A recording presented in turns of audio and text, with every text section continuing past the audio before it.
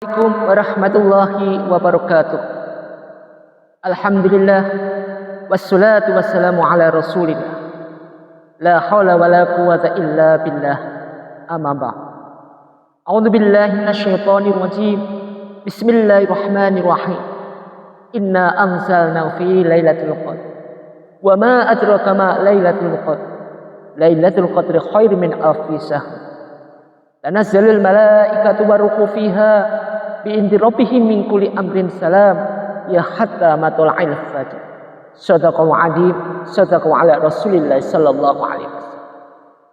Pertama, mari kita panjatkan rasa puji syukur kita pada Allah Subhanahu wa taala atas segala rahmat hidayah yang Allah berikan kepada kita. Hari ini kita masih diberikan bisa bernafas, bisa mensyukuri nikmat-nikmat yang ada di sini. Air semua ciptaan Allah, keindahan ciptaan Allah. Tempat ini adalah ciptaan Allah. Perlu kita bersyukur atas hidayah yang Allah berikan kepada kita. Alhamdulillahirabbil alamin. Shalawat dan salam mari kita haturkan pada junjungan kita Nabi Muhammadin sallallahu alaihi wasallam. Kecintaan baginda Rasulullah kepada umatnya, kepada kita luar biasa. Sampai setengah sakaratul maut umatnya ditanggung oleh baginda Rasulullah. Maka dari itu kita sudah selayaknya, yaitu cinta kita kepada baginda Rasulullah sallallahu alaihi wasallam dengan membaca perbanyak sholawat tanpa ada henti-hentinya, setidaknya 1000 kali sehari. Ma'asyiral muslimin muslimat rahimatullah, jamaah yang dimuliakan Allah, yang Ustadz takzim. Perlu kita sadari, perlu kita introspeksi diri kepada jamaah ibu-ibu, bapak-bapak. Apa yang kita introspeksi? Kita lihat ini adalah secangkir kopi. Sebagaimana ukuran adalah gelas. Di mana gelas ini ukurannya sebegitu. Apabila ini diisi air yang berlebih, maka akan meluap. Dan meluapnya itu akan tumpah dan mengotori sekeliling. Sekarang, sebaliknya kita, hati ini, cobaan hidup ini, Allah tidak akan bisa memberikan cobaan di luar takaran manusia. Kalau Allah berikan manusia kita seperti ini, rahmat hidayah kita cuma ukurannya seperti ini, maka perlu kita mensyukuri nikmat Allah. Kita harus banyak bersyukur. Jangan kita memandang ke atas, di mana si kaya dengan nikmatnya yang luar biasa. Itu cuma kita lihat. Bagi si kaya, dia pusing 5 keliling. Kita juga tidak tahu. Kita cuma melihat sepintas di luarnya saja. Kebenaran yang ada kita tidak tahu. Nikmat yang luar biasa adalah nikmat di mana kita bisa mensyukuri nikmat Allah yang Allah berikan, rezeki yang Allah berikan kepada kita. Belum tentu si kaya bisa merasakan nikmat seperti kita merasakan secingkir ini kopi. Belum tentu si kaya bisa menikmati seperti ini. Kenapa?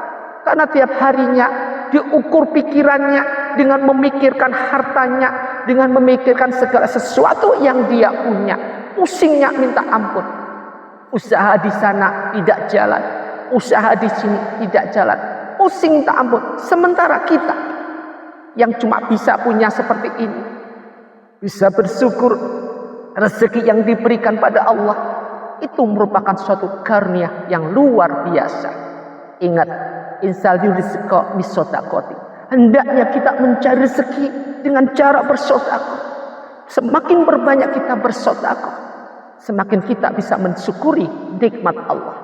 Nikmat yang paling utama dalam hisab nanti, ketika kita dihisab, semakin banyak harta kita dihisab, ujungnya mentok. Ketika harta itu sudah mentok disedekahkan. Artinya apa? Nanti kita ditanya, dikemanakan uang ini? Rezeki dari Allah itu dikemanakan? Dicari, ditanya. Kalau sudah disedekahkan, mentok sampai di sini, diterima oleh Allah Subhanahu wa taala sebagai sedekah yang husnul amal. Ma'asyiral muslimin muslimat rahimatullah. Bismillahirrahmanirrahim. Dalam Al-Qur'an disebutkan, wal asri innal insana lafi khusr. Demi waktu seperti ini, kita semua hidup di dunia selalu dalam kerugian. Tetapi Allah memberikan garis besar. Siapa yang rugi dan siapa yang tidak rugi? Bagaimana kita mengatasi supaya tidak rugi hidup di dunia ini? Allah berikan jawabannya. Illal ladzina amanu wa amilus solihati wa tawassaw bil haqqi wa tawassaw bis sabr. Tidak perlu Ustaz jabarkan. Semua udah ngerti. Antum juga sudah ngerti. Illal ladzina amanu, orang yang beriman pada Allah.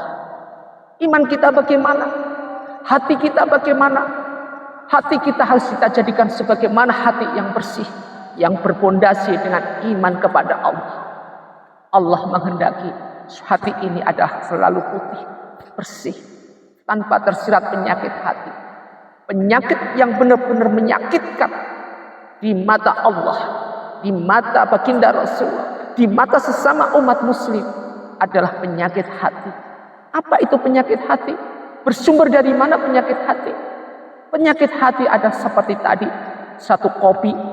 Apabila kita melihat si kaya bisa beli ini beli itu, kemudian kita timbul ukuran kita segini, jangan kita mengajak ke atas. Kalau ukuran kita seperti ini, kita bisa belinya seperti itu, kita bisa beli, syukuri nikmat itu. Jangan kita timbul akhirnya apa? Iri, dengki, akhirnya apa? Menghibah, kumpul sana, kumpul sini. Ibu-ibu, bapak-bapak, kumpul yang ngomongin si A. Kumpul sana, kumpul sini, ngomongin si B. Tanpa sadar, antum sudah mengeluarkan pahala antum kepada si orang yang antum omongin tadi. Orang yang antum omongin, diem. Orang yang antum fitnah, diem. Dia akan menerima pahala luar biasa. Padahal dia bukan ahli ibadah. Dia akan bisa masuk surga. Padahal dia bukan ahli ibadah. Kenapa? Karena kita yang bisa ibadah kepada Allah Subhanahu wa taala, kerjanya hanya cuma mengumpat. Dalam suatu organisasi, dalam datang suatu majelis taklim, majelis sholawat, datang bukan mencari sholawat pada baginda Rasulullah. Majelis tausiah datang bukan untuk mempelajari ilmu Allah, tetapi datang ngomongin orang, mitnah orang. Inilah penyakit hati. Kita datang ke majelis, kita datang ke tausiah. Tujuan kita adalah benar-benar mempelajari ilmu Allah, menjauhkan, menjernihkan hati ini senantiasa bersih, menjauhkan dari segala mara bahaya dan bisikan iblis yang akan menggerogoti kita. Ma'asyiral muslimin muslimat rahimatullah, bapak-bapak, ibu-ibu yang dimuliakan Allah, yang Ustaz takzimi. Marilah kita bersama-sama di sini kita belajar, dalam tausiah ini kita belajar. Tidak ada yang pinter. Ustadz pun tidak ada yang pinter. Kita di sini tidak ada. Tidak ada gunanya seorang ustadz yang ada di sini. Semua kita di sini sama-sama belajar. Belajar apa? Belajar menggali ilmu Allah Subhanahu wa taala. Kita sama-sama belajar sabar. Karena innallaha ma'asyabirin. Allah selalu bersama orang sabar. Sabar ini susah. Sabar ini susah untuk kita jalankan. Ketika sewaktu-waktu di jalan senantiasa emosi, setan menggerogoti, membisiki kita, kemudian menendang kita dari dalam hati. Untuk apa? Untuk kita berbuat marah, emosi, sehingga Allah akan jauh dari kita. Ini yang perlu kita garis bawahi. Tetapi kadang-kadang kita menangis sama Allah ketika kita ingat apa yang kita lakukan. Itu bagus, tapi kadang-kadang susah untuk kita menjalankan hal seperti itu. Jangankan ingat sama Allah, ibadah aja, jamaah aja sering kita tinggalin. Apa yang dilakukan, segala sesuatu yang berhubungan dengan teknologi yang sering Ustadz sebut, ini senantiasa menggerogoti kita sehingga kita lupa. Mereka-mereka yang non-muslim, mereka-mereka yang Yahudi benar-benar musuh orang muslim, berusaha mempelajari Al-Quran. Untuk apa? Untuk menciptakan segala sesuatu. Karena dalam Al-Quran ini tersirat, tercetuskan di situ kalau kita mau mempelajari. Di situ banyak sekali teknologi kecanggihan sampai manusia bisa ke bulan. Itu karena ilmu dari Al-Quran. Semua itu sumber dari Al-Quran. Sementara kita orang Muslim tidak mau mempelajari Al-Quran. Orang Yahudi mempelajari sampai dia bisa menemukan teknologi yang canggih. Dia temukan semua sehingga dia bisa menciptakan teknologi seperti ini. Dulu handphone hanya cuma handphone saja. Sekarang handphone dengan banyak aplikasi. Semakin canggihnya handphone, semakin banyak aplikasi yang ada, semakin kita lupa sama ibadah kepada Allah Subhanahu wa ta'ala. Waktu kita berjamaah, waktu kita dipanggil oleh Baitullah, hayya 'alas shalah, kita harus ke masjid, tapi enak dengan game kita, main game asik. Tangan kiri harusnya kita pakai zikir pada Allah, kita pakai zikir dengan game yang diciptakan mereka-mereka orang yang non muslim. Kenapa? Karena itu semua kita tidak bisa memanfaatkan. Kita jadinya diperbudak oleh handphone ini, oleh teknologi yang canggih, diperbudak untuk menjauhkan diri dari Allah Subhanahu wa ta'ala. Sementara kalau bisa, bukan salahnya handphone, bukan salahnya teknologi, bukan salahnya hati kita. Seharusnya kita bisa memanfaatkan, menggunakan teknologi yang canggih untuk ibadah kepada Allah, untuk memperlancar ibadah kita kepada Allah, bukan untuk lupa sama Allah. Gunakan ini untuk ibadah. Kita perbudak segala apa yang diciptakan ini untuk beribadah kepada Allah, bukan jauh dari Allah. Jangan sampai kita diperbudak oleh ini sehingga kita lupa dari Allah Subhanahu wa ta'ala. Ma'asyiral muslimin muslimat rahimakumullah. Mudah-mudahan kita senantiasa dijadikan sebagai hamba Allah. Apa yang kita kaji hari ini bermanfaat buat kita. Tidak hanya di hari ini saja, besok dan senantiasa kita realisasi dalam suatu kehidupan sehari-hari. Ingat, kenyamanan air yang ada di sini, air ini terasa tenang dan terasa damai. Pohon-pohonan terasa sejuk apabila tidak ada angin. Artinya apa? Hati ini terasa tenang, suci, bersih apabila tidak ada angin. Angin itu dari mana? Bisikan iblis yang senantiasa menggerogoti iman kita. Ma'asyiral muslimin muslimat rahimakumullah.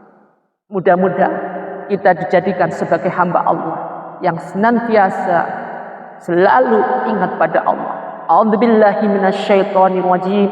Bismillahirrahmanirrahim. Alhamdulillahirabbil alamin. Ar-Rahmanir Rahim. Maliki yaumiddin. Iyyaka na'budu wa iyyaka nasta'in. Ihdinas siratal mustaqim. Siratal ladzina an'amta 'alaihim ghairil maghdubi 'alaihim waladdallin. Amin. Inna salati wa nusuki wa mahyaya wa mamati lillahi rabbil alamin.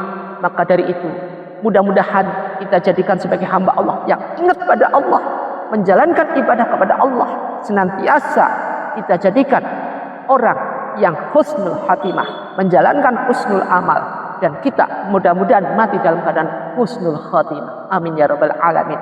Mudah-mudahan bermanfaat, kita realisasi dalam kehidupan kita sehari-hari. Semoga bermanfaat. Wassalamualaikum warahmatullahi wabarakatuh.